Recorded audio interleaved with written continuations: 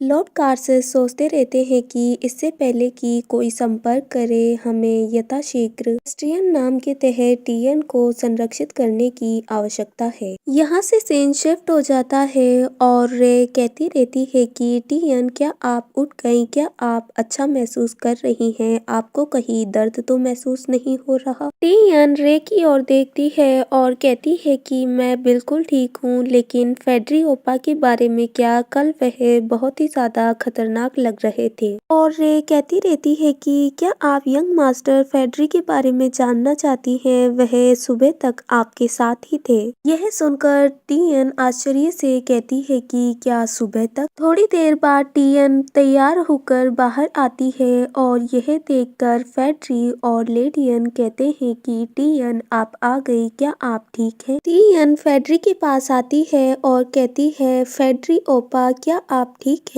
और फेड्री कहता है कि टीएन, ऐसे समय में आपको सबसे पहले अपनी स्थिति के बारे में चिंतित होना चाहिए। लेडियन कहता रहता है कि फेड्री ने ठीक कहा, क्या आपको पता भी है कि मैं आपके बारे में कितना चिंतित था? आप इतनी छोटी होकर भी इतनी निडर हैं, अगर आपको कहीं चोट लग जाती तो क्या होता? और यह सुनकर टीएन कहती है कि इसके लिए मुझे माफ करना। और फेड्री कहता रहता है कि लेडियन, अपने शब्दों पर ध्यान रखो। और लेडियन कहता रहता है कि क्या मैंने कुछ गलत कहा? आपको पता है ना, लगभग मुझे दिल का दौरा ही पड़ गया था। फेड्री अचानक से घबराने लगता है और यह देखकर टीएन उसका हाथ पकड़ते हुए कहती है कि मैं यह फिर से करना चाहती हूँ ओपा। और लेडियन कहता है कि ठीक है, मैं इस बात को इस बार जाने दे रहा हूँ। टीएन की बातों को सुनकर फेड्री टीएन को जेंटली गले लगा लेता है और कहता रहता है कि टीएन, आप ऐसा कैसे कह सकती हैं? ऐसा दोबारा कभी मत करना। यह सुनकर लेडियन भी उनके पास जाता है और वो भी टीएन के सर को सहलाते हुए कहता है कि हाँ, फेड्री ने ठीक कहा, आपको ऐसा नहीं करना चाहिए। और अचानक से वहाँ कोई आ जाता है। उन्हें देखकर टीएन कहती रहती है, लॉर्ड कार्सिस। और लॉर्ड कार्सिस उनके पास आते हुए कहते हैं कि टीएन, पहले हमें कहीं जाना होगा। लॉर्ड कार्सिस कहते हैं कि फेड्री की स्थिति उस समय बहुत ही ज्यादा खतरनाक थी। अगर आप कोई साधारण बच्ची होती तो आपकी मृत्यु हो गई होती। लॉर्ड कार्सिस कहते हैं कि क्या आपको इस बात का एहसास भी है कि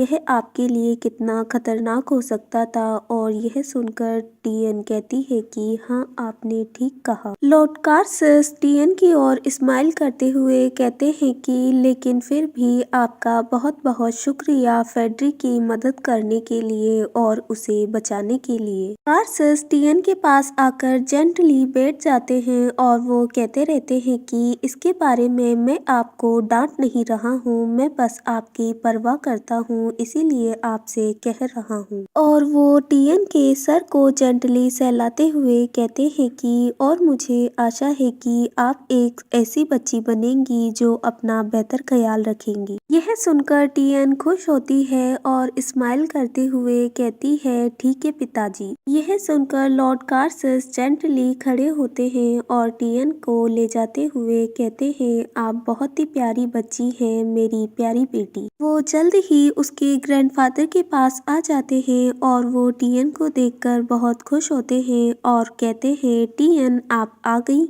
क्या आप अब अच्छा महसूस कर रही हैं? मैं आपसे मिलने गया हुआ था, लेकिन आप गहरी नींद में थी और इसीलिए मैं वापस चला आया। और टीएन कहती रहती है कि हाँ, मैं बिल्कुल ठीक हूँ ग्रैंडफादर, पिताजी और भैया ने मेरा अच्छे से ख्याल रखा। ग्रैंडफादर दूसरी ओर देखते हुए कहते रहते हैं कि ठीक है, यह बहुत ही अच्छा है, कार्सिस आपको सभी चीजें अच्छी तरह से समझा देंगे, इसीलिए अब आप यहाँ मेरे साथ इस ओर देखिए। टीएन दूसरी ओर देखते हुए सोचती रहती है कि यह खूबसूरत सी तैयार की गई एक पुस्तक की अलमारी है। टीएन बहुत ही ज्यादा छोटी थी और यह देखकर लॉर्ड आल्फियस कहते रहते हैं कि ऐसा लगता है कि आप अभी तक वहां तक नहीं पहुंच सकती हैं। आल्फियस टीएन को गोद में उठा लेते हैं और कहते रहते हैं कि यहाँ आपके सामने एक लाल किताब दिखाई दे रही होगी, इसे टच करने की कोशिश कीजिए। भेजिए। लॉर्ड आल्फियस के कहे अनुसार टियन उस बुक को छूती है और अचानक से एक गुप्त दरवाजा खुल जाता है, जिसे देखकर वो सोचती रहती है कि क्या यह एक छिपा हुआ कमरा है। ग्रैंडफादर टियन को नीचे उतारते हुए कहते हैं कि यह एक गुप्त कमरा है जिसके बारे में केवल एस्ट्रियन के मुखिया ही जानते हैं, और सबसे महत्वपूर्ण बात यह है कि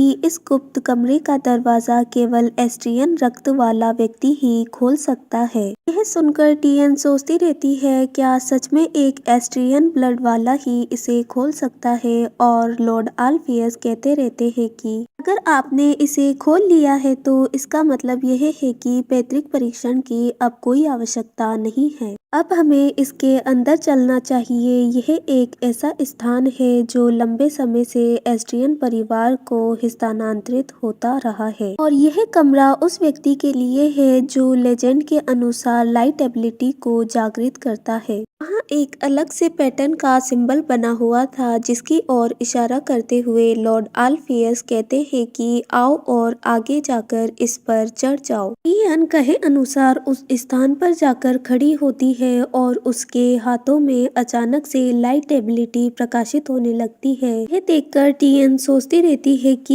यह बिना एक्टिव करे ही उसके हाथों से लाइट एबिलिटी निकल रही है। लॉर्ड आल्फियस कहते रहते हैं कि यद्यपि यह प्रकाश बहुत ही ज्यादा तेज है, फिर भी इससे मेरी आंखों में किसी भी प्रकार का दर्द नहीं हो रहा है। और कार्सिस कहते रहते हैं कि हाँ, आपने ठीक कहा, यह सचमुच एक रहस्यमयी लाइट एबिलिटी है। टियन के लाइट मैजिक के कारण दीवारों पर अचानक से कुछ बनता जा रहा था। यह देखकर टियन आश्चर्य में थी, और इसे देखकर लॉर्ड कार्सिस कहते रहते हैं कि वह तो प्राचीन लिपि है और वहाँ लिखा हुआ है, जब लंबा अंधेरा गायब हो जाता है और प्रकाश पूरी तरह से इस दुनिया में अपना स्थान ले लेता है, एस्ट्रियन और नेस्ट्रियन अपनी मूल शक्तियों को प्राप्त कर लेगा। प्रकाश होगा केवल अस्तित्व द्वारा अंधकार को दबाओ। यह सुनकर लॉर्ड आल्फियस कहते रहते हैं कि अंधकार को दबाना है, क्या इसका अर्थ यह है कि प्रकाश के अस्तित्व मात्र से ही पागलपन शांत हो जाएगा। यह सुनकर टियन आश्चर्य से कहती है पागलपन, और लॉर्ड कार्सिस कहते रहते हैं कि आपने कल फ्रेडी की हालत देखी ही होगी। यह अभिशाप एस्ट्रियन और नेस्ट्रियन वंशों में फैला हुआ है। अगर वे अपनी क्षमताओं का अत्यधिक उपयोग करते हैं तो वे नियंत्रण से बाहर हो जाते हैं। फ्रेडी कम से कम युवा होने के कारण अब तक जीवित रहने में सफल रहा है। वयस्कों में यह पागलपन उनके आसपास की हर चीज को नष्ट कर देता है और तब तक जारी रहता है जब तक वे स्वयं को नष्ट नहीं कर लेते। सच्चाई यह है कि आज तक कोई भी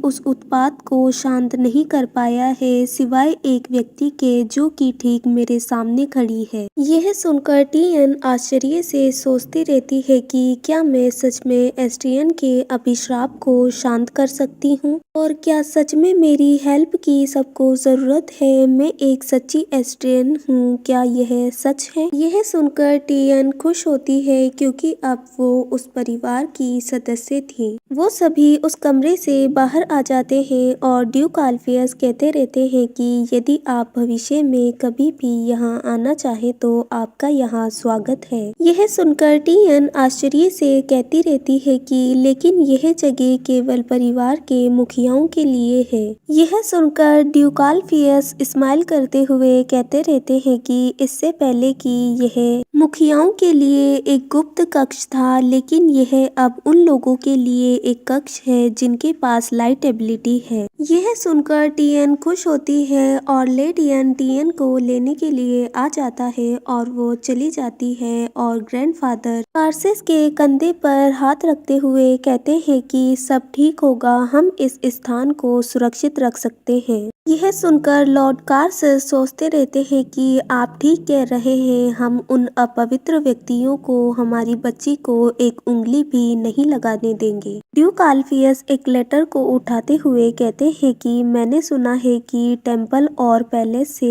एक पत्र आया है। यह सुनकर कार्सेस कहते हैं कि उन्होंने इसे तुरंत ही भेज दिया, हालांकि हमें हफ्तों तक टेस्ट के नतीजों के बारे में कुछ भी नहीं पता चला। ड्यूकाल्फियस लेटर को देखते हुए कहते रहते हैं कि खैर यह निश्चित रूप से एक आश्चर्यजनक मामला है। उन्होंने कहा है कि लाइट एबिलिटी नेस्ट्रियन क्षेत्र में भी दिखाई दे रही थी और इसमें लिखा हुआ है कि लाइट एबिलिटी आकाश में एक मछली की छवि की तरह दिखाई दे रही थी। और क्या यह फ्यूसेट का प्रतीक नहीं है, जो कि प्रकाश का देवता है, उदाहरण के तौर पर फेल्गोन? निश्चित रूप से हमारा साम्राज्य गुलजार है और इस बारे में सबसे ज्यादा बातें हो रही होंगी वो बेशक जगह टेम्पल होगी। लॉर्ड कार्सिस कहते रहते हैं कि आखिर इस बारे में टेम्पल क्या कह रहा है, और लॉर्ड आल्फियस कहते रहते हैं कि उन्होंने कहा है कि पैतृक परीक्षण के परिणाम तैयार हैं और आपको टीएन के साथ वहां उपस्थित होना चाहिए। यह सुनकर लॉर्ड कार्सिस कहते रहते हैं कि परिणामों के साथ एक पत्र भेजना ही पर्याप्त होता,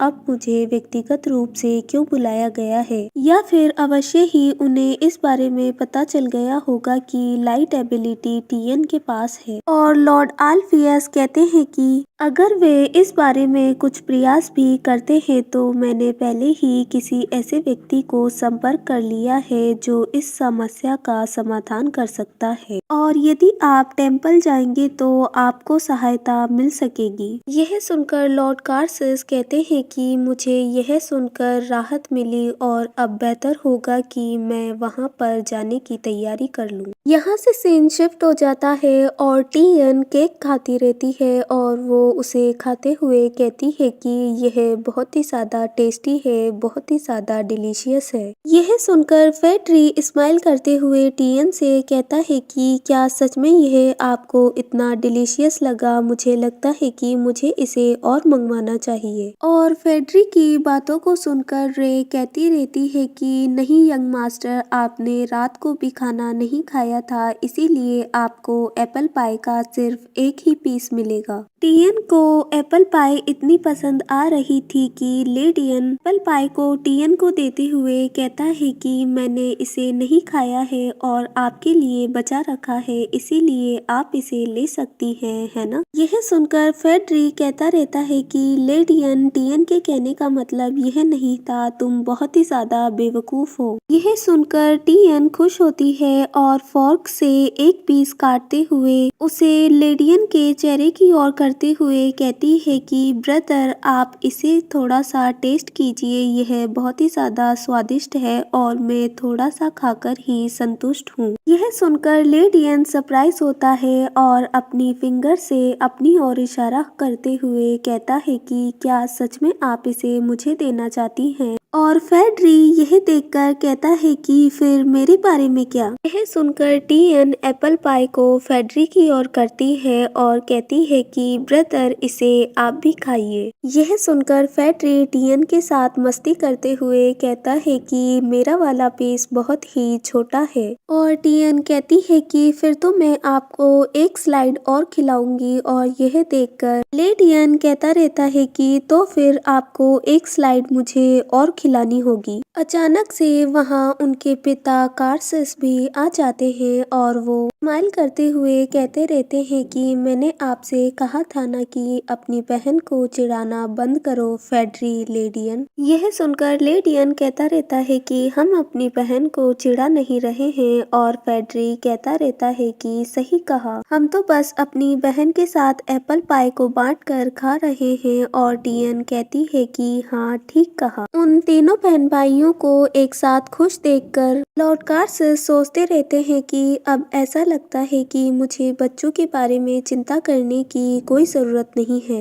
लॉर्ड कार्सिस टीएन से कहते रहते हैं कि टीएन, आज आप अच्छे से आराम कर लीजिए क्योंकि कल हम कहीं बाहर जाएंगे। यह सुनकर लेडियन कहता है कि पिताजी, क्या आप टीएन को बाहर लेकर जाएंगे? और लॉर्ड कार्सिस चेयर पर बैठते हुए कहते हैं कि पैतृक मैट्रिक परीक्षण के परिणाम आ गए हैं, इसीलिए। लॉर्ड कार्सस कहते हैं कि आपको इस बारे में चिंता करने की जरूरत नहीं है, टीएन हमारे साथ ही जाएगी। यह सुनकर टीएन सोचती रहती है कि यह ठीक है, एस्ट्रियन के सीलबंद कमरे ने मुझे स्वीकार कर लिया है, इसीलिए इस बारे में मुझे अब डरने की जरूरत नहीं है। फेड्री कहता रहता है कि क्या मैं भी साथ में चल सकता हूँ, और यह सुनकर लेडियन भी कहता है कि मैं भी साथ चलना चाहता हूँ। क्या होगा अगर कोई टीएन को छीनने की कोशिश करेगा, इसीलिए जितने अधिक लोग उसकी रक्षा करेंगे उतना ही अच्छा होगा। यह सुनकर लॉर्ड कार्सस स्माइल करने लगते हैं, क्योंकि वो दोनों ही अपनी बहन को सुरक्षित रखना चाहते हैं, और वो कहते हैं कि अगर ऐसा है तो मुझे लगता है कि टेम्पल के लोगों को यह पसंद नहीं आएगा। अगले दिन टीएन को तैयार करते रहते हैं, और मेड कहती रहती है कि कोई भी हेयर स्टाइल माय लेडी को बहुत ही अच्छी तरीके से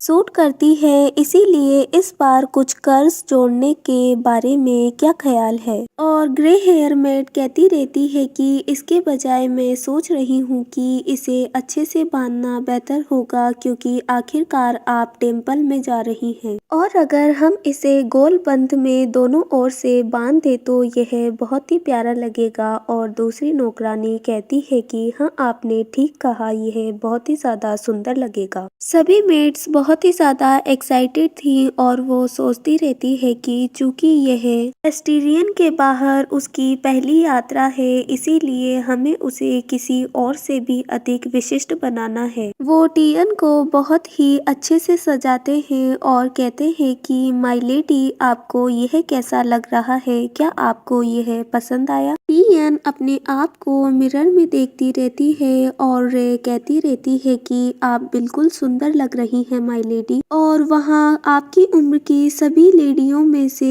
आपसे अधिक कोई भी इतना सुंदर नहीं होगा। यह सुनकर टीएन सोचती रहती है कि नेस्टीरियन में वहाँ उसे सभी बहुत ही ज्यादा बेकार और बदसूरत बताते थे, लेकिन एस्टीरियन में आकर मुझे ऐसा लग रहा है कि जैसे मेरा यहाँ पुनर्जन्म हुआ है। और टीएन स्माइल करते हुए कहती है कि रे और आप सभी का बहुत बहुत शुक्रिया, मुझे इतना सुंदर बनाने के लिए, मुझे यह बहुत ही ज्यादा पसंद आया। यह सुनकर सभी मेड्स बहुत ही ज्यादा खुश होती हैं और कहती रहती है कि आप बिल्कुल एक एंजल की तरह लग रही है, मैं सदैव आपका अनुकरण करती रहूंगी माय लेडी। इसके बाद में टीएन बाहर आ जाती है और वो कहती है ब्रदर्स, और फेड्री स्माइल करते हुए कहता है कि आप बहुत ही ज्यादा सुंदर लग रही हैं, और लेडियन कहता है कि सही कहा, आप हमेशा ही बहुत सुंदर दिखाई देती हैं, लेकिन आज आप बिल्कुल एक गुड़िया जैसी दिखाई दे रही हैं। टीएन कहती रहती है कि आप दोनों भी बहुत अच्छे लग रहे हैं ब्रदर्स, और लेडियन कहता है कि क्या आपको बिल्कुल भी नहीं लगा था कि हम दोनों सच धज कर तैयार होंगे। लेडियन टीएन के सर को सहलाने ही वाला होता है, लेकिन उसे देखकर वो सोचता रहता है कि मुझे लगता है कि हेयर स्टाइल अगर उसकी खराब हो गई तो इसीलिए मुझे ज्यादा थपथपाना नहीं चाहिए। और फेड्री कहता रहता है कि अब हमें चलना चाहिए, क्योंकि पिताजी हमारा इंतजार कर रहे हैं।